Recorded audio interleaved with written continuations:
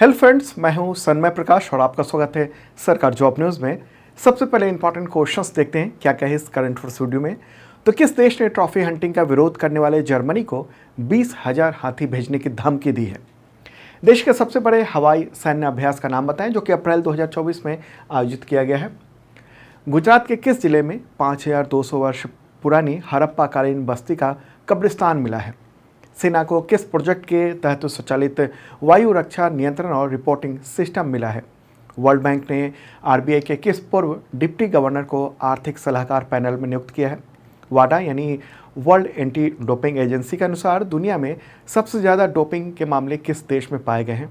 Formula 1 जो Australian grand prix है और उसमें किसने जीत हासिल की है? राष्ट्रीय खो खो चैंपियनशिप की विजेता टीम महिला और पुरुष कौन बन गई है? और भी क्वेश्चन है, सब पर बात करेंगे। तो शुरू करते हैं और पहला क्वेश्चन, महत्वपूर्ण क्वेश्चन। वर्ल्ड बैंक ने आरबीआई के किस पूर्व डिप्टी गवर्नर को अपने आर्थिक सलाहकार पैनल के सदस्य के तौर पर नियुक्त किया है? आंसर होगा राकेश मोहन। कौन है? राकेश मोहन। और न्यूज़ देख रहे हैं आप इकोनॉमिक टाइम्स में, ठीक है। और ये कौन है इस वक्त? तो प्रधानमंत्री की आर्थिक सलाहकार जो परिषद है उसके अंशकालीन सदस्य भी हैं। तो वर्ल्ड बैंक ने अब इनको आर्थिक सलाहकार पैनल है उसका, तो उसका सदस्य के रूप में इनको नियुक्त किया है। और इनका काम जो होगा वो रिसर्च, इन सब चीज़ों को, दुनिया में जो आर्थिक गतिविधियां हैं उन सब पर जो काम है उस पर ध्यान देना होगा इनको, ठीक है। एक पैनल बना हुआ है वर्ल्ड बैंक का, ओके। तो एक इम्पॉर्टेंट पोजीशन पर, और ये वर्ल्ड बैंक का मुख्यालय है कहाँ पर? वाशिंगटन डीसी, यूएसए, अमेरिका में। स्थापना हुई थी 1944 में। और अभी प्रेसिडेंट कौन है वर्ल्ड बैंक के? अजय बंगा हैं। आगे बढ़ते हैं, अगला क्वेश्चन महत्वपूर्ण क्वेश्चन है। और जिन लोगों ने सब्सक्राइब नहीं किया है इस चैनल को ज़रूर कर लें और बेल आइकन दबाएंगे तो नोटिफिकेशन आपको वक्त पे मिल सकेगा, ठीक है। जब आप सब्सक्राइब पे बटन दबाएंगे तो वहीं पर ऑप्शंस आते हैं, तो जब ऑल दबाएंगे तो सारे जो वीडियोज़ के नोटिफिकेशन आपको वक्त पे मिलेंगे।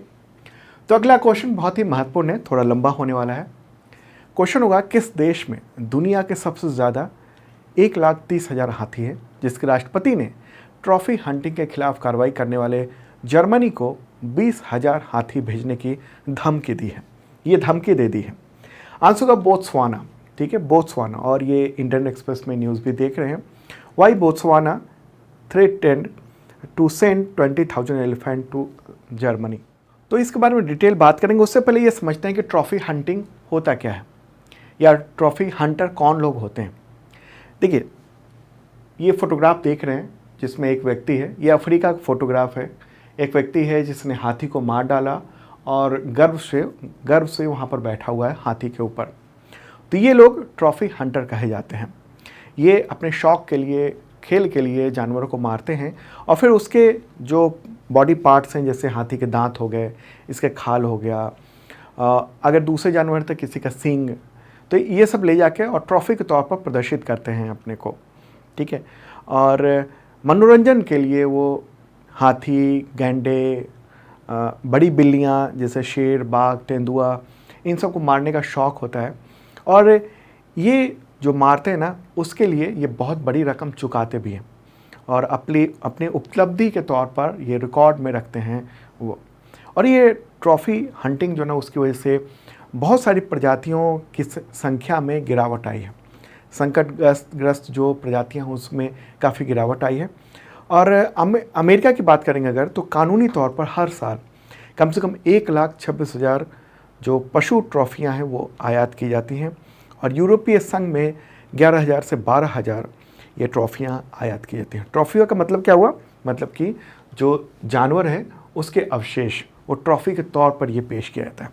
तो ये एक इम्पॉर्टेंट बात है, ये ट्रॉफी हंटिंग, इससे भी सवाल आ सकते हैं। अब बोत्सवाना और जर्मनी का मामला देख लेते हैं कि क्या हुआ है। तो उसके लिए सबसे पहले मैप के ज़रिए समझते हैं। तो बोत्सवाना चलते हैं, ये अपना प्यारा भारत है। और बोत्सवाना जो ना अफ्रीकी कंट्री है, अफ्रीका में, यहाँ जो रेड कलर में आप देख रहे हैं ये है बोत्सवाना, ठीक है। इसकी राजधानी क्या है? गैबोरोन। क्या है? गैबोरोन। और राष्ट्रपति हैं यहाँ के मोकवेत्सी मसीसी, ठीक है। मुद्रा है यहाँ की पुला।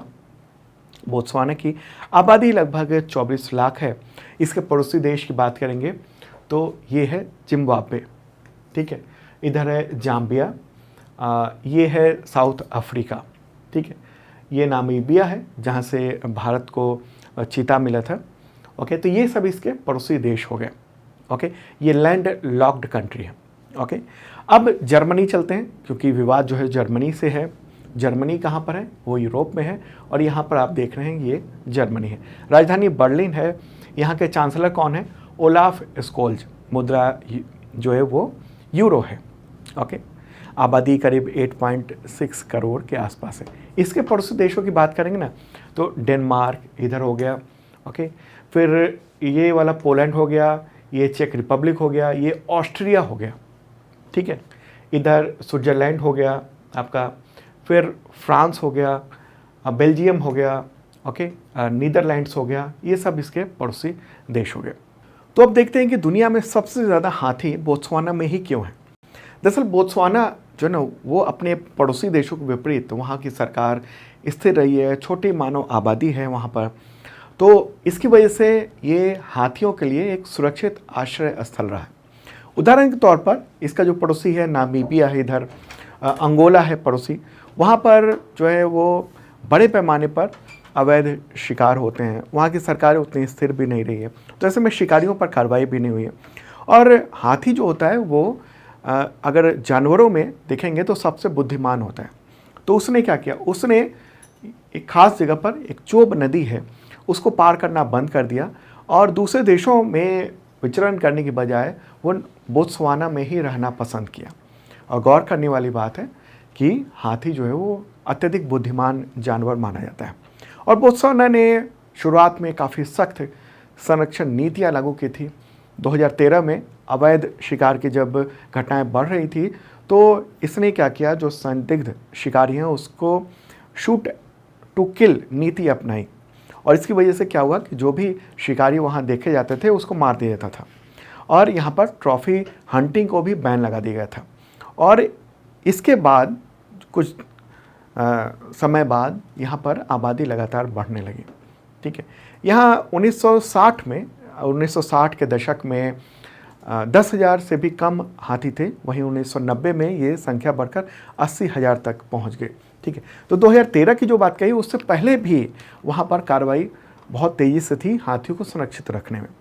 आज बोत्सवाना की जो धरती है उस पर 40% भूमि पर हाथी निवास करते हैं।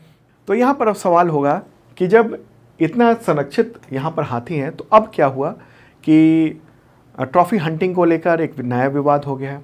अब हुआ ये, वहाँ पर बोत्सवाना में हाथियों की जो बहुत ज़्यादा आबादी बढ़ गई, 1,30,000 से ज़्यादा हाथी हो गए हैं। तो ऐसे में मानव व पशुओं के बीच में संघर्ष में वृद्धि हुई है, हाथी और मानव के बीच में वहाँ पर। और वहाँ की मीडिया रिपोर्ट से पता चलता है कि ये जो जानवर है हाथी वो ग्रामीण समुदाय के लिए खतरा बन गया है, घरों को नुकसान पहुँचाता है, पाइप तोड़कर पानी पी जाता है, फसलों को खा जाता है, नष्ट कर रहा है, मवेशियों को कुचल कर मार रहा है। ओके, तो चूँकि संख्या ज़्यादा बढ़ गई तो इससे वहाँ पर जैव विविधता को भी नुकसान पहुँच रहा है, ऐसा कहना है वहाँ की सरकार का। और जो दूसरे जानवर हैं उसकी संख्या में गिरावट आ रही है। हाथी जो है वो चारे के लिए पेड़ों को तोड़ रहे हैं, बड़ी मात्रा में पानी का उपयोग कर रहे हैं, जिसकी वजह से जो अन्य जो जानवर हैं उनकी संख्या में कमी जो है वो देखने को मिल रही है। तो ऐसे में इस समस्या से निपटने के प्रयास में बहुत सारे काम किए बोत्सवाना ने, जिससे दूसरे देशों को हाथी दान करने का काम किया उसने। 2023 में इसने पड़ोसी देश अंगोला को करीब 8,000 हाथी दिए थे। 2022 में, उससे पहले के साल में, 23 से पहले मोजाम्बिक को 500 हाथी दान किए थे। लेकिन इससे हाथियों की आबादी में बहुत बड़ा कोई असर नहीं देखने को मिला, क्योंकि वहाँ पर 1,30,000 से अधिक हाथी है और वहाँ गर्भ निरोध भी एक विकल्प नहीं है वहाँ पर, ऐसा बताया जा रहा है। तो इस वजह से क्या हुआ, वहाँ 2019 में ट्रॉफी हंटिंग पर जो प्रतिबंध लगा हुआ था 2019 से पहले, उस पर से प्रतिबंध हटा दिया। मतलब कि वहाँ पर शिकार किया जा सकता है हाथियों का। बोत्सवाना ने ये तर्क दिया कि ये न केवल हाथियों की संख्या को सीमित करता है बल्कि शिकारियों के साथ जो स्थानीय अर्थव्यवस्था है उसको भी बढ़ाता है। अब उससे क्या फ़ायदा होता है, जब हाथी मर जाएगा तो बोत्सवाना को क्या फ़ायदा होगा? बोत्सवाना को ये फ़ायदा होगा कि कोई भी एक हाथी मारा जाता है तो उसके लिए $50,000 भुगतान सरकार को किया जाता है। मतलब सरकार को उतनी रकम मारने वाला देता है। बोत्सवाना की सरकार को।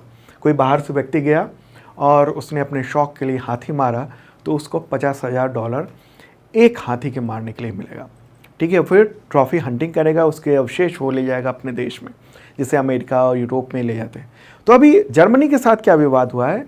अभी क्या हुआ है कि जर्मनी ने, ठीक है, जर्मनी जो कि यहाँ पर है, उसने क्या किया कि इस साल की शुरुआत में ही ट्रॉफी हंटिंग को लेकर काफ़ी कड़ी अपने नियम बना लिए।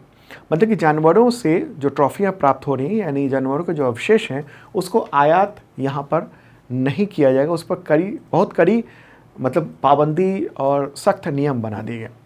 और ये महत्वपूर्ण है कि जर्मनी जो है ना, वो हंटिंग ट्रॉफियों का सबसे बड़ा आयातक देशों में से वो एक है यूरोप की। तो हुआ ये अभी 3 अप्रैल को बोत्सवाना के राष्ट्रपति ने जर्मनी के इस कदम का विरोध किया और एक इंटरव्यू में कहा कि जर्मनी का जो ऐसा कदम है वो बोत्सवाना के लोगों को गरीब बना देगा, और कहा कि शिकार से बोत्सवाना में हाथियों की जो मतलब आसमान छूती जो संख्या है उस पर अंकुश लगाने में मदद मिल रही है, और जो दुनिया का सबसे बड़ा हाथियों का एक घर भी है, एक क्षेत्र भी है। ठीक है, तो एक बहुत ही इंपॉर्टेंट जो मुद्दा था वो आपने जाना, अफ्रीका को जाना, बोत्सवाना को जाना, जर्मनी को जाना, ट्रॉफी हंटिंग के बारे में आपने जाना। ठीक है, और यहाँ की जो स्थिति है वो सब भी आपने जाना। ओके, तो इम्पॉर्टेंट बात है। अब चलते हैं, आगे बढ़ते हैं। उससे पहले आपके मन में ये भी सवाल हो रहा होगा कि हाथियों की इतनी बात कर ली तो भारत में कितने हाथी हैं? देखिए, भारत में 29 हाथी अभयारण्य है और लगभग जो आबादी है अनुमानित वो 23,000 से 41,000 हाथियों की ये संख्या है। चलिए आगे बढ़ते हैं, अगला क्वेश्चन लेते हैं। उससे पहले आपको बताऊं कि इसका PDF अवेलेबल है सरकार जॉब न्यूज़ के ऐप पर, और आप करंट अफेयर्स की तैयारी शानदार कर सकते हैं मात्र 100 रुपये में। मेंबरशिप प्लान है, उसके ज़रिए करंट अफेयर्स तमाम एग्जामिनेशंस की वो तैयारी हो पाएगी आपको। 2 तरह के मेंबरशिप प्लान है, एक बेसिक मेंबरशिप प्लान है और एक ISPCS मेंबरशिप प्लान है, और उन सब तरह के एग्जामिनेशन के लिए तैयारी करवाई जाती है। इसमें क्या क्या मिलता है मेंबरशिप के ज़रिए? इसके ज़रिए आपको वीडियो मिलता है, PDF मिलता है, टेस्ट मिलता है, daily, weekly, monthly, quarterly, yearly. Okay, और टेस्ट सीरीज़ भी मिलते हैं संबंधित एग्जामिनेशन के। जैसे बेसिक मेंबरशिप प्लान जो है ना वो SSC, पुलिस, रेलवे, टीचर, इन सब के लेवल का है, और ISPCS का जो है वो UPSC और स्टेट PCS एग्जामिनेशन से रिलेटेड जो एग्जामिनेशन होते हैं उसके करंट अफेयर्स की तैयारी के लिए। ओके, तो इसमें आपको पिछले 2 साल के भी कंटेंट मिल जाएंगे, और अगले जो वैलिडिटी होगी 6 महीना या 1 साल, उस वक्त तक का कंटेंट मिल जाएगा। और PDF बहुत ही महत्वपूर्ण होता है, उसमें PDF जो है वो 1 लाइनर भी मिलेगा आपको, MCQ भी मिलेगा और MCQ नोट्स भी मिलेगा, और ख़ास बात यह है कि उसमें वीडियो का लिंक भी होता है। अब इससे क्या फ़ायदा होगा? जैसे अभी बोत्सवाना वाला जो पूरा मामला जाना आपने, वो आप विजुअली बेहतरीन ढंग से समझ पाएंगे। जो मैप देखा आपने, तो आप PDF पढ़ रहे हैं, आप बेहतर ढंग से समझना है, आपने लिंक पर क्लिक किया और वो वीडियो ओपन हो जाएगा। तो यही खासियत है हमारे PDF की भी। ओके, और हमारे क्वेश्चंस तमाम एग्जामिनेशंस में खूब सारे टकराते हैं।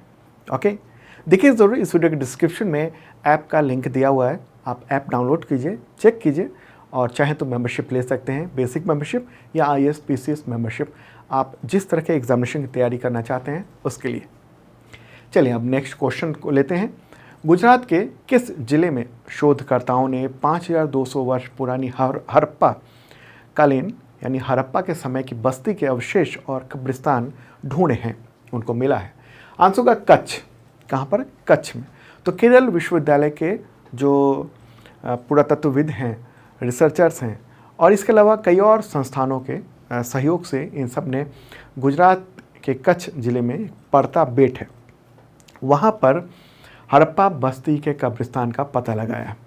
तो वो भी देखते हैं। तो यहाँ देखिए कि गुजरात ये रहा, इस मैप में आप देख रहे हैं। ओके, और कच्छ ज़िला जो है ना वो यहाँ पर है, करीब इतने दूरी में ये है कच्छ ज़िला। ठीक है, और यहीं पर कच्छ ज़िले में यहाँ आप देख रहे हैं फोटोग्राफ कि यहाँ वो कब्रिस्तान ढूंढा गया है, वहाँ ढेर सारे सामूहिक कब्रिस्तान वहाँ पर ढूंढा गया।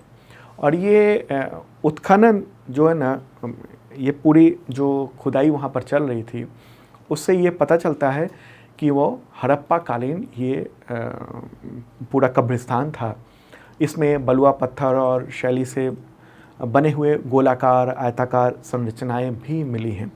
कब्रों की खुदाई में कंकाल के साथ बर्तन भी मिले हैं।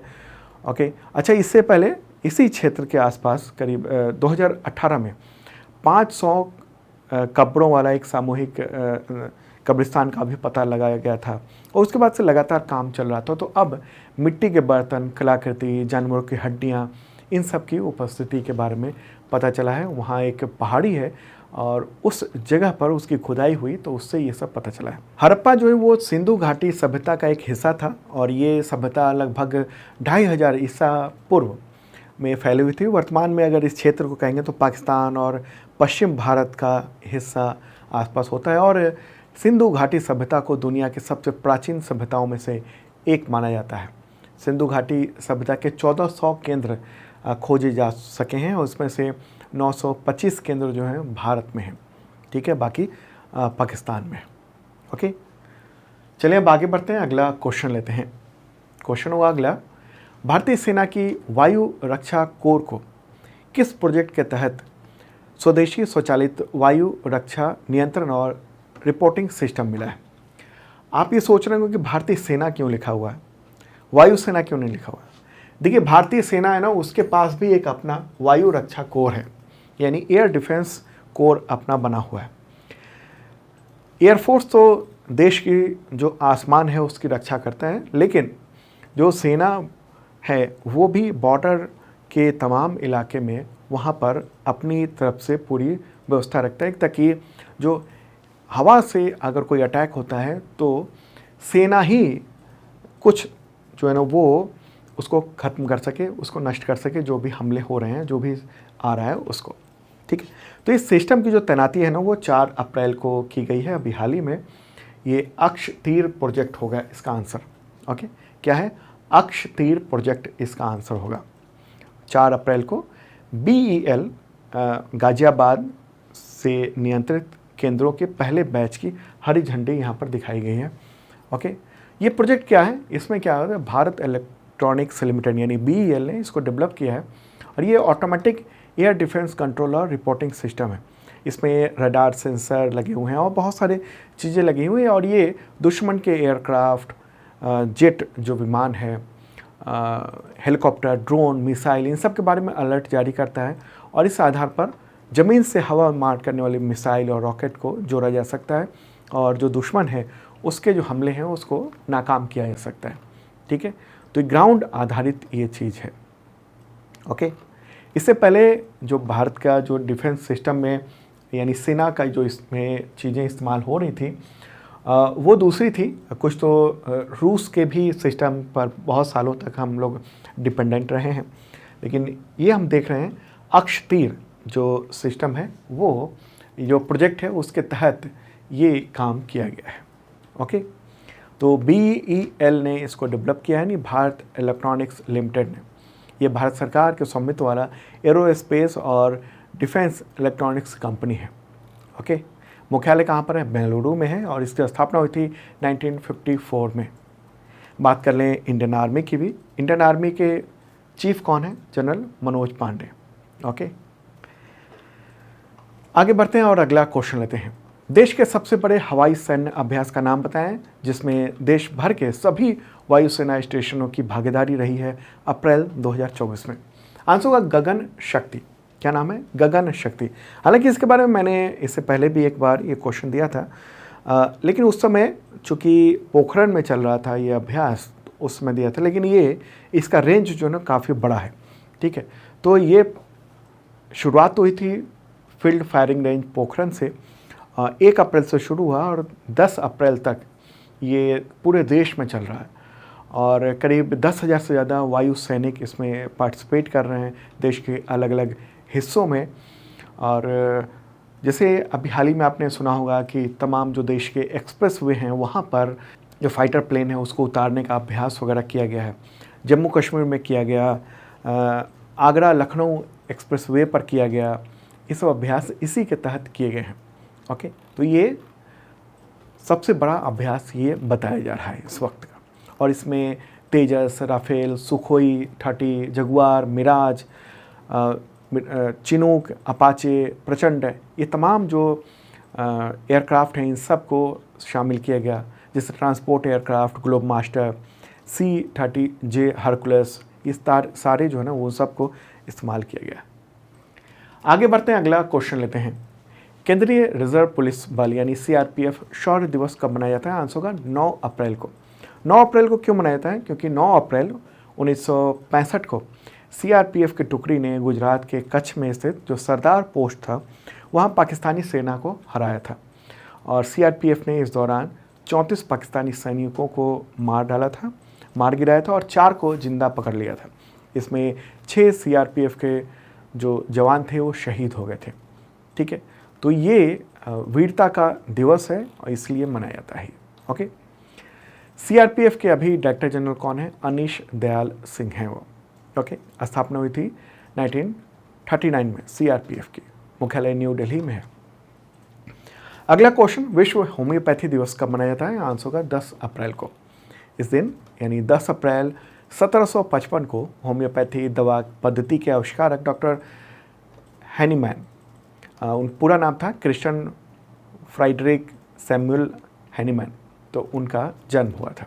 तो उन्हीं की जयंती के उपलक्ष्य पर ये जो दवा पद्धति है इसको लेकर दिवस मनाया जाता है। अगला क्वेश्चन लेते हैं, फार्मूला 1 ऑस्ट्रेलियन ग्रैंड प्रिक्स 2024 किसने जीती है? आंसर होगा कार्लोस सेंज। ये फेरारी के ये ड्राइवर हैं।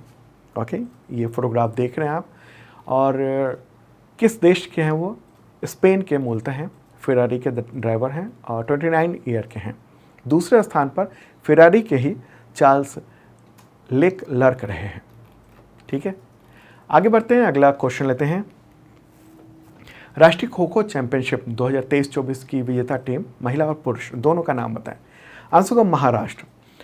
महाराष्ट्र की टीम ने ये 56th राष्ट्रीय खो खो चैंपियनशिप उसको जीत लिया 2023-24 का चैंपियनशिप, और वो पुरुष और महिला दोनों वर्ग में महाराष्ट्र ने ये जीत हासिल की है। ओके, सेकेंड स्थान पर कौन रहा है? तो भारतीय रेलवे की टीम जो है वो सेकेंड स्थान पर रही है। अगला क्वेश्चन, विश्व डोपिंग रोधी एजेंसी यानी वाडा, अंग्रेजी में कहते हैं वर्ल्ड एंटी डोपिंग एजेंसी, उसके अनुसार दुनिया में डोपिंग के मामले किस देश में सबसे ज़्यादा पाए गए हैं? आंसर होगा भारत। भारत में सबसे ज़्यादा पाए गए हैं। खेलों में डोपिंग का मतलब होता है जो अनुचित लाभ के उद्देश्य से जो प्रदर्शन को बढ़ाने के लिए, अपनी स्टेमिना को बढ़ाने के लिए जो प्रतिबंधित दवाएं हैं उसका उपयोग करना, क्योंकि स्पोर्ट्स में बहुत सारी ऐसी दवाएं हैं जिसका उपयोग प्रतिबंधित है, लेकिन अगर खिलाड़ी ले रहे हैं तो ये गलत है, और इसकी टेस्टिंग होती है, अचानक होती है, रैंडमली तमाम खिलाड़ियों में। तो हम लोग देख रहे हैं कि ये जो आंकड़ा है ये 2022 का है। 1 जनवरी 2022 से लेकर 31 दिसंबर 2022 तक भारतीय एथलीट के मूत्र, ब्लड, इन सब का परीक्षण किया गया, और टोटल ये देख रहे हैं आप कि सैंपल टेस्ट 4000 से अधिक था, और 127 जो है वो पॉजिटिव पाया गया, मतलब कि 3.26%। तो नंबर 1 सबसे ज़्यादा डोपिंग में भारत, फिर उसका स्थान है साउथ अफ्रीका का, फिर थाईलैंड, फिर USA, फिर कतर। ये परसेंटेज में होता है, ये संख्या में नहीं, मतलब टोटल जो लिया गया उसका कितना परसेंट ये पॉजिटिव पाया गया। इस तरीके से ये तय किया जाता है कि कौन, मतलब कहाँ, किस देश में सबसे ज़्यादा जो डोपिंग के मामले हैं वो आए हैं। ठीक है, तो वाडा जो है ना वो एक एंटी डोपिंग एजेंसी है, और उसका काम यही है कि जो स्पोर्ट्स के क्षेत्र में जो दवाओं को लेकर जो अनुचित जो चीज़ें होती हैं उसको, उस पर रोक लगाना। और इसकी स्थापना हुई थी 1999 में। अंतर्राष्ट्रीय ओलंपिक संघ और दुनिया के तमाम सरकार और ने मिलकर इसको एक अंतर्राष्ट्रीय स्वतंत्र एजेंसी के रूप में ये किया था, और हर देश में एक नेशनल डोपिंग एजेंसी भी होती है, नाडा कहते हैं उसको। एक वाडा हो गया जो पूरी दुनिया के लेवल पर हो गया, और फिर स्टेट मतलब देश स्तर पर भी होता है। ओके, मुख्यालय इसका है वाडा का मॉन्ट्रियल, कनाडा में। इसके प्रेसिडेंट हैं विटोल्ड बैंका। तो ये दोस्तों ये था इंपॉर्टेंट करंट अफेयर्स आप सबके एग्जामिनेशन के लिए। डेली वीडियो ज़रूर देखिए, सुबह 8 बजे आता है यूट्यूब चैनल सरकारी जॉब न्यूज़ पर, और सरकारी जॉब न्यूज़ का जो ऐप है वहाँ भी।